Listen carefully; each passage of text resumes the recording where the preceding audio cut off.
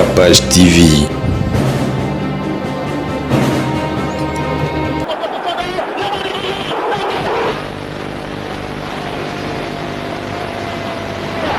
Mais biso ça biso nga ezali ki cité ezali ki décision na zali depuis na botama na zali mutu mo tembe ngata na okola donc ezali passe olonga nga passe zali mutu mo sona lobi ka fo salama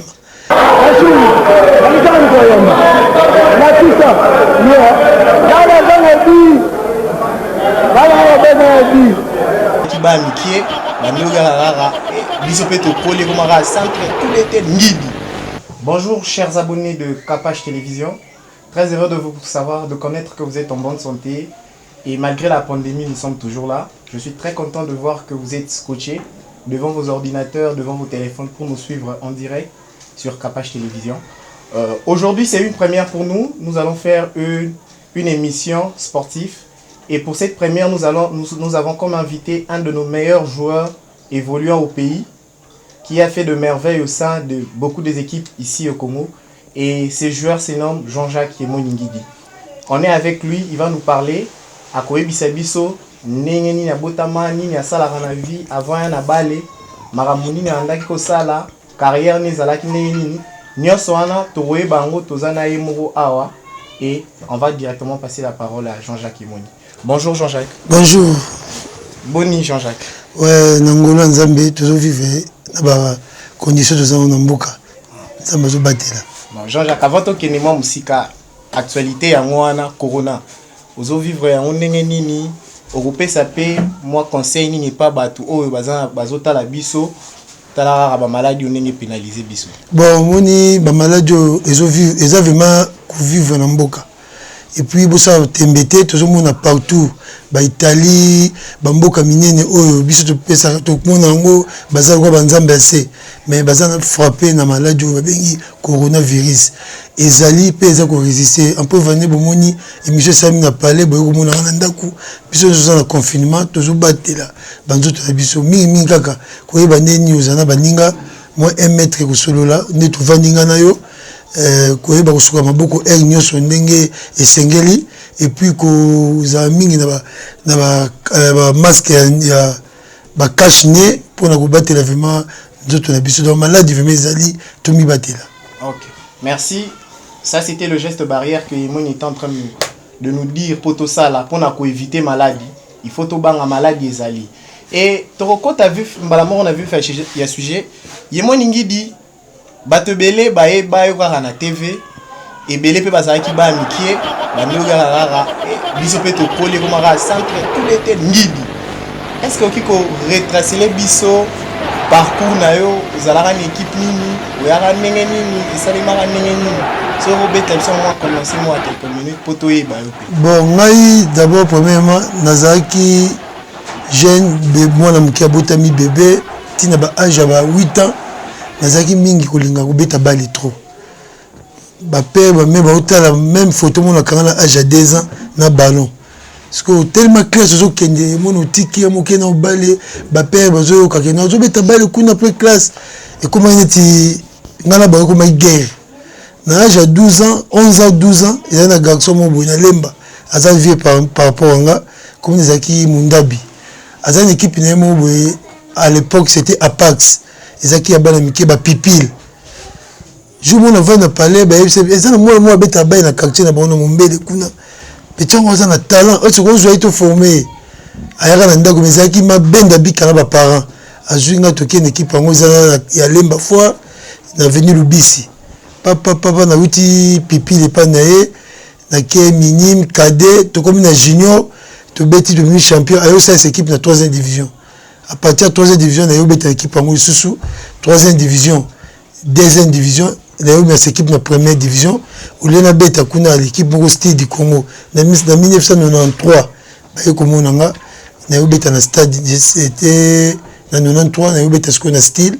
À partir de style, il y a une histoire bien, style des rings, il y a des rings 94, 95, 96, 97, 98, 99 na Allemagne na équipe moko d'Amsterdam ils a 30 km na Francfort ils a ba Allemagne du nord côté vraiment la frontière à Hollande na ke kuna une année esaleli neti mwa bakokoso na ye kozonga na 2000 na dering nabeti moke ekipe moko ya Soudan Al Hilal na 2000 ekozwanga nake na 2000 na Soudan nabeti 2001 nayokende Suisse na FC Sion nabeti na Sion na 2001 2002 nazongi su non 2002 2003 nayozonga dering na 2004 nabeti 2004 na dering 2004 une année koki Mazembe ekosombanga na 2004 nabeti na Mazembe 2005 2006 na Angola na Sagrada 2006 na Angola na beti na zongi su dering na 2007 na beti muke donc ezali azo na beti na zongi dering na beti muke na yokende équipe na Brazza na beti na Brazza ti na 2013 nde na monika na koma vraiment na suka nzoto komo le malabite na tikana mpo na sala musala mususu. OK. Merci wana tomoni intégralité ya carrière na yo ndenge zalaki mais to comprendre que après style du Congo oyemba la mort dering. Ouais. Donc dering ezaki net équipe à liboso la première équipe à monene na bete ezaki à dering. Ouais. Parce que autant oyaki dering po ozalaki manière to po ozalaki ba proposer que le moro boya bien kuna to ba offre msusu ezalaki te ya dering do sepela inango ndenge nini ezalaki kuna na dering. Bon ngai vraiment kobota bananga bato na bisa siko bato ngai nazalaki vécu bien parce que koloba vérité eza bien nazalaki vécu bien biso famille mobimba à part petit frère moko toza na ye dadi ye mwini ye nde azalaki imanie mais biso nyonso les 6 tozalaki vécu bien ntango na ye style azalaki na tendance ya imana président lasana azalaki conseiller na dering ye moto asomba bamangala bajoueur à l'époque ya imana so tant que le style à l'époque ils ont sont joué à Moutou ils aiment orienté partout au Kenya ils ont le loté au vidéo la bête l'équipe FIFA accordé déjà ba loi wana mais à l'époque ils ont joué à Moutou na meko qui ne club avec singa so que club au luka muto ça la transfert na o na meko bunda na ti simbité chose à quitter et on akenda ki na dering tant na dering première année nous allons au fur et à mesure le bête mo ba kokoso au comment sentir ce que ah naza responsable na boti pe mwana na sika comment na ko na niveau na beta na dering et na vrai club contre dering na banda kocha babité funa le l'esprit wana na ko masiko professionnel na mutema na habité wabi celui qui travaille à l'hôtel mange à l'hôtel na comme se concentrer na imana po à partir ya imana so na tie na gagner na sentir na ju prime bana balie na ndako na comme se ti lelo na minute na koma penza dering men donc mutema na minute comme nango ya imana donc wana olongola ngo souté mais bana nga na boti sima baza ba imanie bango nyoso. Donc tu comprendre que aux ara no vécu bien mais moi nzela destin ka ndé c'est qui oya na imana mais tant oya imana ba né leki moi une année 2 ans obeti na vite ozotia bango te tant que oyo tia bango oyo ka kina ndenge ni bon première fois qui benda bika na ba père na ba palais na ba oncle ba père aleki na biso ba bangola donc ils vraiment pesi moi bon boy imagine toi nga longwa na ndako na âge à 19 ans non 21 ans pas 19 ans c'était 21 ans parce que tellement esprit comme gars donc famille mais comment net guerre et que longwa po mon polémique et si là après bah on comprend que ah mais toi tu capable moi na biso évoluer parce que il y a on des obix biso ba famille ga net butama ba famille ba kokoso mais OK peut m'équilibrer moi loko moi ici que sommes famille et famille me comprendre que non vieux biso peut-être mon homme du carbone nzamba pesa et pas moi là tout qui a évolué on comment calme bango nyoso pe ba comment ba imani à partir ce que ya bakambo wana donc et moi ni to comprendre que vie esengaki après otia vitabi ezaki neti moi soulagement après okota na molimo wana ya ko misani ya imana ce que na otie ton appétit vient manger quoi. Waouh. Otie vite à plus de 15 buts. Non 27 buts. Ouais, donc 27 buts au total. Donc ouais. On a attaqué 15 donc 27 buts au total. Ce qu'on a ba binyo sotie wana bini niveau mezalara soko vandi na bana o raisonner vraiment que ah na tiara vite à bi oyo ezara musique ezara logo moro boue hein eza première bini ngai tant na yima na 95 ti na comme 97 je marquais pas ezaki même benda bika ezala ou malongo na l'équipe parce que déjà l'équipe est avec toute la famille vécu bien parce que comme qui benda bika surtout tala na palais pe famille ba quartier ba bieza musala na yo o no musala po na vieux club premier bi na ngazaki match ya test ba présent ba à l'époque c'était présent fait nani mwana Mobutu Gwemani golf Gwemani abisinga bi oza matine ya suka ozo beta ya vita na imana premier dernier début derby na yo ce que tu habité ici tu benga une équipe parce que ozo lingate ko vita bi so na kenepe na match ngo na makambo be na mutu mais na kota na terrain esprit changea na cha vita début na match na ba bi moko ezaka ba bi o chamate ba frappe libanda carré à partir wana donc bi na nga ba bi o ezaki meilleur bi na nga na sepela na vie yango. Ah ok. Donc tu comprends que ça ba premier bi na o tia vite andé au gardant vraiment. Les souvenirs m'aura bien. Et puis qui défi quoi. Ah ok. Yango asko yemoni to mona na match mo ya vita imana. O tiebi. O ko benga ba supporter a vita baya. Ezaki ni nganga mtaibisa ki oki ba kenina to ko tia bango misusu to na ebité yo moko expliquer biso. Po yo moko mtozaki acteur sur le terrain. Yo moko bi poano saki geste wala. Yo moko bi pe makambo ya kisima. Donc yo moko ko expliquer biso. Bon, omoni ba vita imana ba sentiment muso ezalaka. Oye na match okuti plein. Ngai po na ngai na ba une comédie sportive na ndeni. Parce que moi biso zaki tsongo oye na terrain, je sais jouer boye etkeli moko. Eza par rapport ya o chapa ambiance na stade. Po mutu surtout eza spectacle. Parce que football eza spectacle. Bat ba bangote.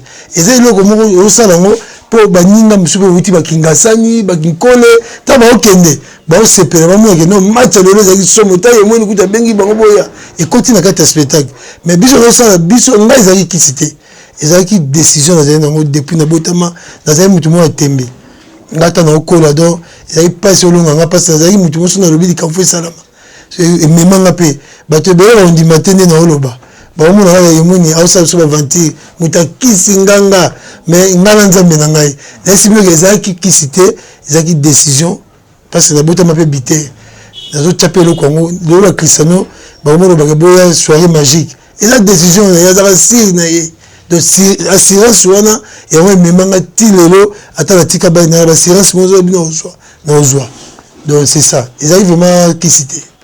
Donc to comprendre biso bato oto e ba kité tando bleka raki yemoni ya ba kisi na ye yemoni asala ba biloko na ye yemoko yo toyoki alobeza kikisite za décision. Donc tant que vous avez décidé que ça les locaux, vous avez la confiance au salaire. Bon yemoni tomoni sikoyo à part on bete biso pe parcours no au Kenda ba Allemagne, OK ba Al-Hilal ya Soudan, OK Sion. Parce que neni surtout transfert no Sion to comprenez Al-Hilal Sion directement zone lisusu. Ezaki problème ini simbate adaptation toni. Non, c'est on a signé beta déjà na poto na ebi déjà na bien adapté. Na déjà na problème des problèmes ezaki ni. Tous on a président moko Kadji, c'est ai camerounais. Azaki na mbongo bela azaki millionnaire, azaki azana club de foot na Cameroun Kaisa, Kadji Sport Academy. Esika beto ba uta ba makun. Yé mutu azoranga awa parti ya Dering. Tanga ya uta la match équipe nationale à Moninga. Atindi bat babenganga ya zaki président ya FC Sion ou Sion ya Suisse ce que tant comme kuna moi ba Suisse bazali un peu bazami ba raciste taba moni que équipe comme évoluer par rapport ya noir bata habité noir ya dominer biso ba mindeli ba lukele ba problème ay ba yo ça que football longola parce que comme il na joueur qui na ngai qui na joueur mo boy azasi ko na Atuba beta pe na Suisse beta 3 bo Atuba to ya na nzira moko aisi so et comme koko so ah ngana okende ba olinga binote effectivement ta ba yo longola présent wa yaki ayiko longola ba jouer nyoso oyo Kadji yaki na bango aisi nga okovanda na poto te po osala libanga lokolo oyaki na poto na ndenge ya logique zonga so oye na to lukilola club na zone Cameroun et c'est qui na yakin tana komi awa kopi siko ya mazemende tango yaki kompe mazembe na moi eloko opesanga na tali pe bina revendre boité ana tanda na kine mazembe donc mama Sion c'était ça donc na longote na Sion ki ba zaki président o na biso tango ba yo tia o mundele a longoli biso nyoso. Ah OK. Donc tu comprendre que imoni azala ki nation par rapport ya ba à l'époque pe racisme zaki moi mingi contrairement à lelo ndé sala kike azonga ayozonga ko donc yemo tango lobi obetana donc atuba oyo ya Cameroun. Ouais, Cameroun. Na betana Samuel Jong, to betana joueur nani ni mawuti na bango. Petit frère na to kufa Tite. Ce qu'il y a na mobali. Tite Roland. To betana de Cameroun va belé pour équipe ya président azai Camerounais. Donc il y a un membre congolais dans 7 Camerounais. Donc tu comprends que moi ni pe o abeta na comme abeti pina ba grand combo o ya Cameroun ti ba tout ba so bien tout ba vraiment. Donc bandi makambo bali. Ba Makoun. Na beta na agent de Makoun o ya Lyon. Ya Lyon. Voilà. Donc tout le monde palmarès ils a vraiment costaud. Mais y moi ni parmi les gardiens na moi archive to mekoza parmi les gardiens oyo tie before la vita ils a Pascal Kalimba. Ils a Pascal, ça peut toka la peine tie puis moi Sibi Kalimba 7 bi. Na Pascal Kalimba tant oyo kaka akufi oyo kaka nini. Bon wana azali benza ami na ngai ya GT pour nga moyenne na imana. Tant équipe comme le gardien. Nesi bon habité bon le gardien pour ni Pascal azali libre ba problème na ba vita. Aza grand ils étaient pour na tiaka ba bi bon moni azali boyamba. Nga mazoka na vita na imana. To bana tambola ka na ye Pascal akomaki na ba problème autant moi ba koko ce côté de famille azonga ke pa na bango. Bon famille comme kolobele makambo boya ozoka mbongo na yo salaka nini moni ba souci wana et ça là que le Pascal azate donc Pascal ils qui passe mine ko ka liwana mais que son nom repose un peu ils a dessert ba tunyo mais ils qui na moment te akina ma très tôt. OK, merci que son nom repose un peu Pascal Kalimba, l'un des meilleurs gardiens que ngata on azaki mo mkena ndomona ando sala biso pe ba plaisir. Yemo ningi di tozongi sous on Vita ou betina ba joueur ebela Vita mais quand même vous avez un joueur mort pour taper journée na terre lobike il y a eu vraiment kangi singa lelo vraiment que non malgré na tia ba mbanga na ngai mais muto vraiment a serré ngai il y a joueur guerrier petit guerrier Ilonga ata petit Sozaïs bango zeme so ba ye ata o tabi me senti o kem ndako bité ba petit so za expliquer na tape bité. Donc, il y a besoin de sentir, chose à mon faut l'embello qui me peut poster. Mais le quoi, la zappe, la combativité, la assurance. Mais la zappe, la joueur, ce matin, si le vous peut se moutir, donc la pétion. Guerrier Ilonga na Sozaï Sabengea, il y a mon idée à reconnaître Bino. Je vous salue en passant aussi. Il y a mon idée, au Soui Kana Imana, tout ce qui est nation, vous avez une équipe nationale. Oui, on a une équipe nationale, des Cannes 2000, Cannes 2002, on a une équipe Momingi, on a une équipe Momingi. Ah, tu reposes une question, il y a mon idée, en 2001, surtout pour sanité, match à Liboso à Chabani Nonda, na Marty. Il y a 2000. Na 2000. Non, 99, on fait avant Cannes. Vous gagnez 9-0 contre Djibouti. Djibouti, c'est triplé. Oui, triplé. Et ça, on est au petit terrain morona ba Nonda, ba Dinzei, ba Jason Maele, ou Akufa pe que son âme repose en paix. Ouais. Na yo pe wana, ou bimio te bango pe triplé, ou tie pe équipe triplé, stade PCP li. Toyambi pe toyambani, ça là on est nini. Bon, il s'agit d'abord première sélection il y a Chabani Nonda, il y a deuxième année Lazaki déjà il y a Chabani Nonda. Tant que Chabani a premier entraînement ils ont qui na Tasok école américaine aussi quand moi na Joseph Atangaki. To komi kuna abandi ko ba yebisi ba bino za ba jouer musubu ko ti baza ba loko ba beta na kin batangeli ngai batangeli apataki batangeli Ilunga Gola ba jouer ba loko to 5 locaux les restes c'était des professionnels.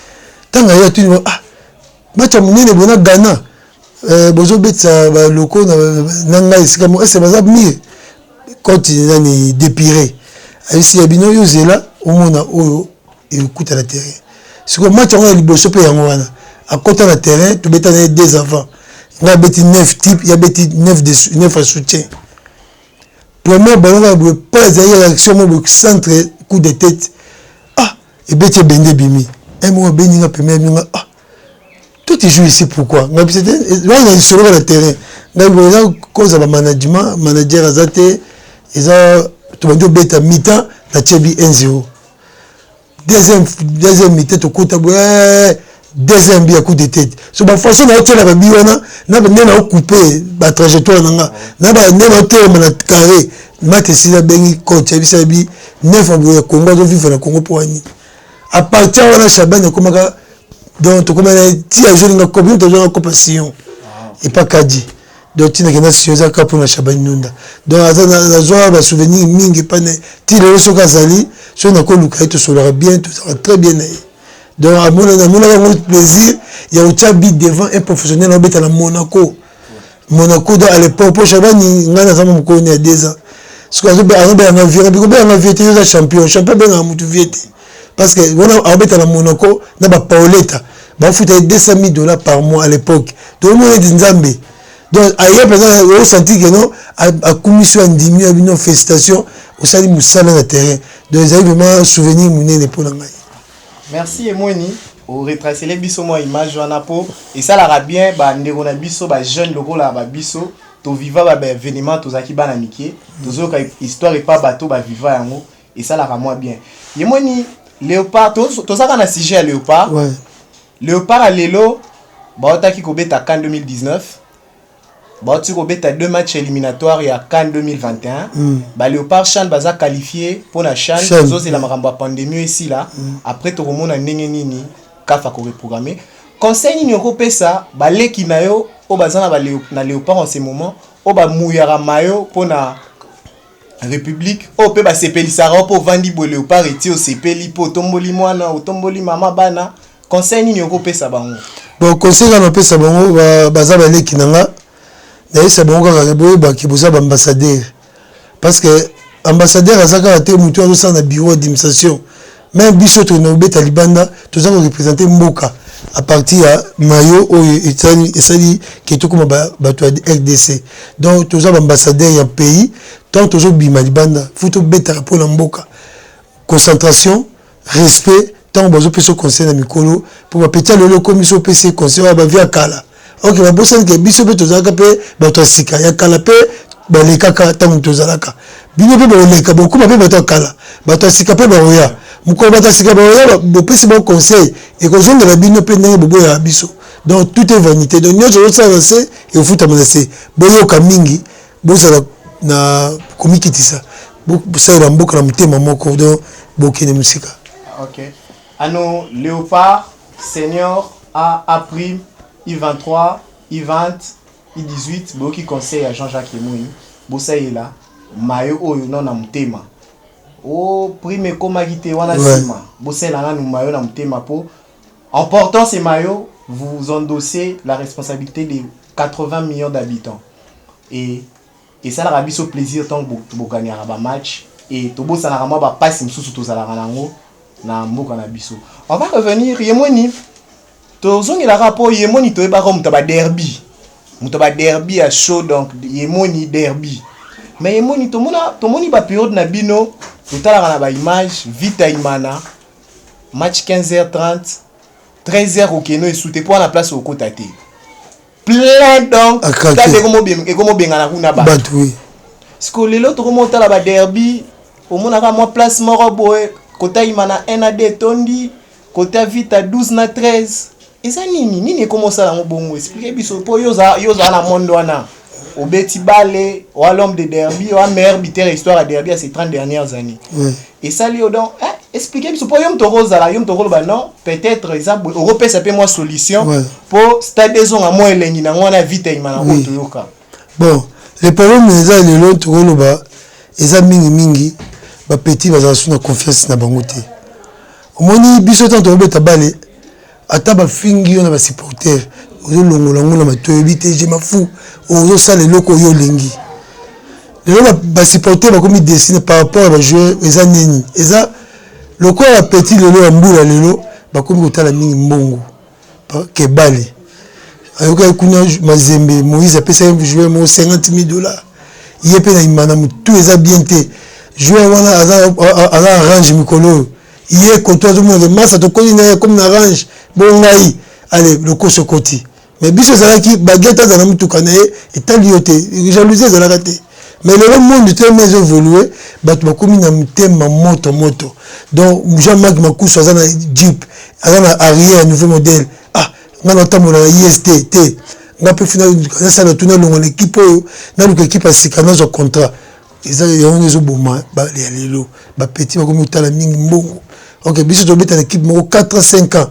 on s'est positionné équipe mo zuyo lelo ba petit be komi autala na mbongo autala ke minga na na ka ya mo lelo supporter azo autala match mais azo baté muta décision azate muta penser déjà que lobby jamba ka tena o beta ba le penser ah masa na zu ka bongai o beta ba le bien te esprit na exemple kuna te biso zaki olali olota bali olamukana bali ba peut-être olota bi ah ba pesa na mo quelque chose à lobi que na tchétché donc si peut-être ya muto convaincre les type bali les assuner za qualité confiance si na ba petit économie ni à l'art donc moi différence c'est ça ngwana ba petit ba te que biso awa na Congo au Congo ba peut se faire $1000 si causer le roté on se même pas jamais na lemba bale ya mboko eza tremplin même mazembe wana tozomona ya petro azali na mazembe samantha mais lelo so otali aza na kati ya Angleterre oyebisa ye azonga na mazembe oya te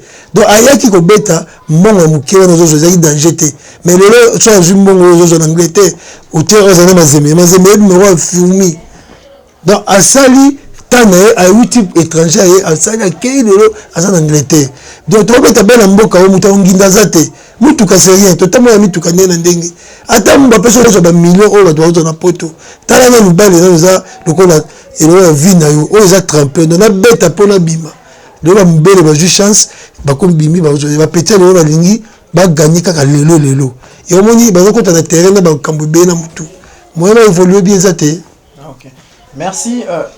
Comme vous l'avez vu, on est toujours là sur Capache Télévision avec notre invité, l'homme de derby, Jean-Jacques Emoniligi. Azo expliquer biso parcours na yazo pesa biso pe ba réalité à Bali oyo ba biso to ra peut-être libanda batteur sur le terrain za bat basala ramamba Bali eza ba joueur donc biso to ra libanda mais toye apoto yo ra yemoro mutazala na terrain yemoro mutabi ba réalité wana yemoro bi maramni ningezo lekana. Lentement sûrement on avance, on part vers la fin de notre mission, mais Jean-Jacques Emoni olobio bandi Bali mona mukie certes tant on la balle moi que ça na moi 9 morbo idole morbo on do baté ngai fona ndo beta balle le rôle aïe idole no ezaki nani ezaki joueur mo za chilien Zamorano azo beta na Chili ezaki joueur ya Real Madrid a beta pe na Bayern azaka grand neuf ya ezaki donc carré wana so bono ga ikomi wana boza na danger donc ezaki chilien Zamorano ça va toyoki ezaki Zamorano mais yemoni dernière fois tout le monde a qui open à stade qui kota la vite imana match à 1-1 tout le monde a qui osaki na comité imana et ça qui biso pe bien tout le monde qui non malgré kazalane sous-souté mais ayaka atala ramé et là qui s'appelle que otala la championnat na biso otala la Lina Foot otala la Ligue 2 otala la PPFK oui Sko na ba 9 tout poto lobi la poste na yo za avant central numéro 9 na ba 9 tout baza mikolo ou soit pe baza msusu ou soit pe baza libanda o ya Congo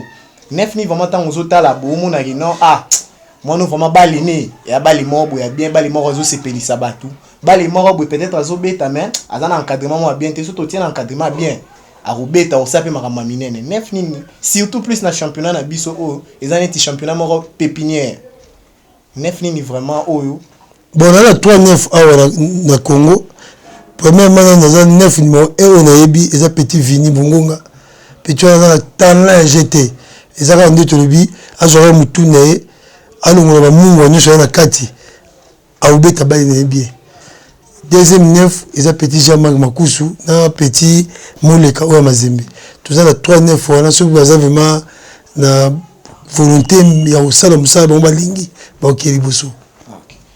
Jean-Marc Mundele Makusu, Vini Bongonga, Jackson Muleka, boyoki conseil ya un aîné na bino, Jean-Jacques Emoningidi, Aipsi bino, bolongola, bilorotu, bobeta bali, bomona ke, borokende liboso, bolongola ke, obalobaki boy, ombongo boy non. Beta bali, c'est pas ça ba supporters, omona pe, nzambe, ako, ideo. Emoningidi, tokomi na suka émission, mais tout ça, moi, question mo rara suka, moi deux questions mo rara suka poser. Au Sali, Tomboulaï na marambo bali, pratiquement 22 ou 23 ans de carrière. Ba bona ba mauvais souvenir na yo na marambo bali eza nini. bon souvenir que non pour na balé na tika na souvenir moi bien boui mauvais souvenir pe ah likolo a balé loro moro boui pe est-ce que ko episode ba téléspectateur ba yo quand bon on a d'abord mauvais souvenir na balé ça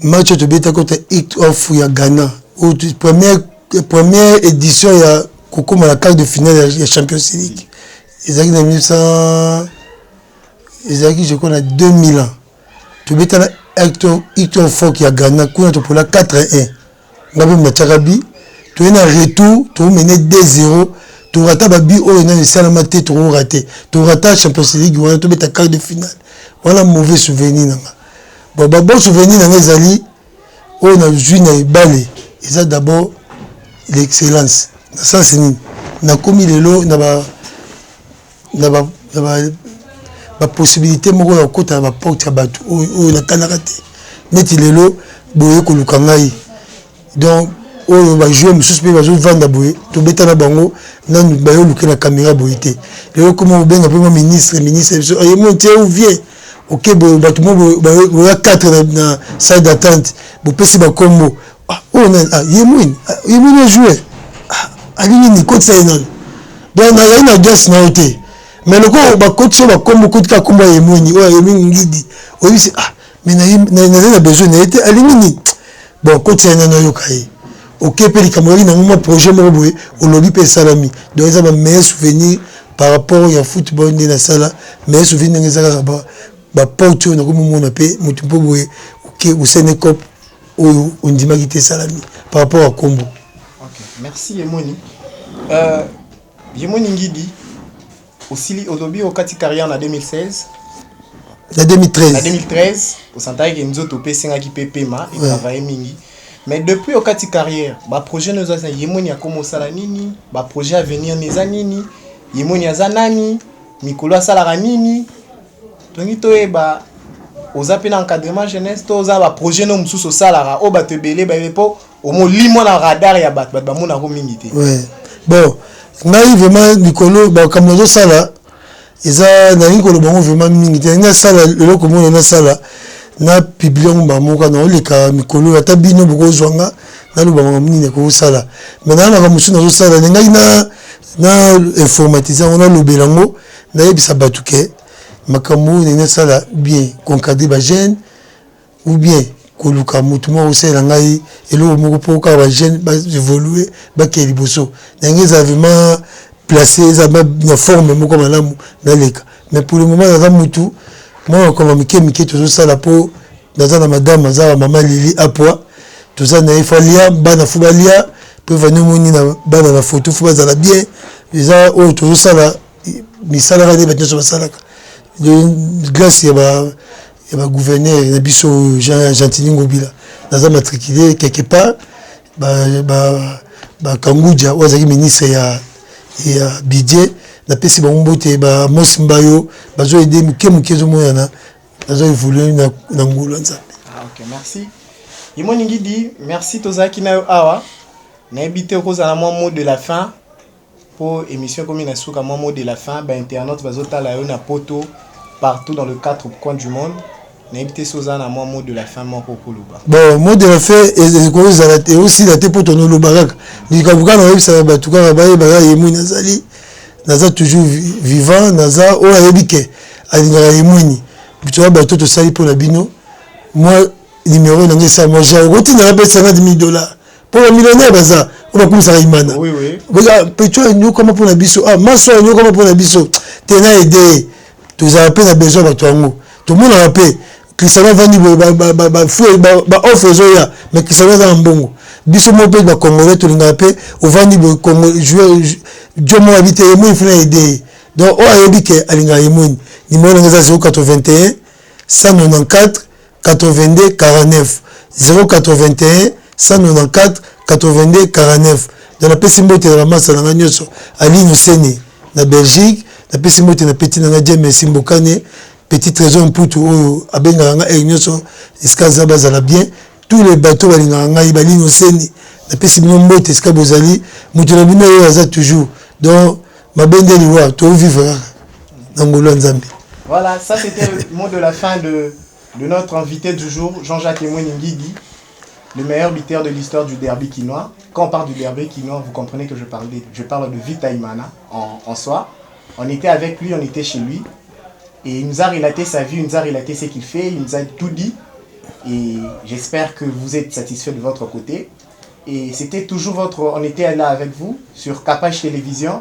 Je salue toute la rédaction, le caméraman Joe, maman Cynthia, le docteur Rick écouté depuis la France. On se revoit pour une prochaine émission dans les jours à venir. Merci et bonne soirée à tous. Capage TV.